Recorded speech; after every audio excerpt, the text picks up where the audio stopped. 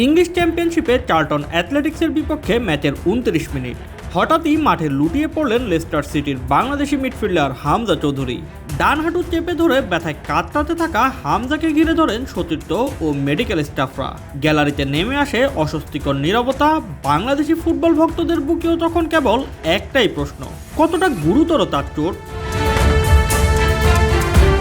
মাঠেই প্রাথমিক চিকিৎসা দেওয়ার পরও খেলা চালিয়ে যেতে পারেননি হামজা। বাধ্য হয়েই তাকে তুলে নেওয়া হয় মাঠ থেকে।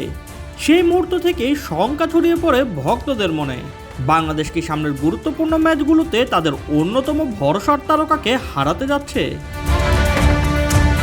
স্ক্যান রিপোর্ট হাতে পাওয়ার পর লেস্টার সিটি নিশ্চিত করেছে আশঙ্কার খবর। হামজার ডান হাঁটুর লিগামেন্টে চোট লেগেছে, যা এমসিএল ইনজুরি হিসেবে পরিচিত।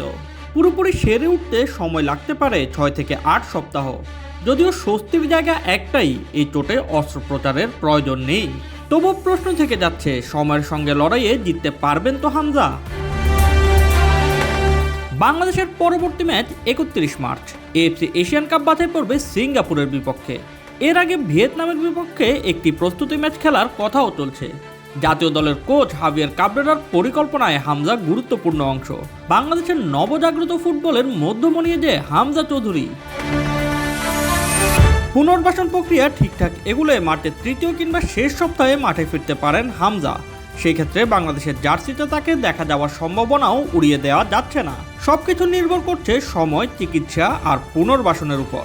আর বাংলাদেশের ফুটবল প্রেমীরা দিন গুনছে, হামজা কি ফিরবেন ঠিক সময়ই নাকি অপেক্ষা আরও দীর্ঘ হবে। Shoaib Shams, BD sports time.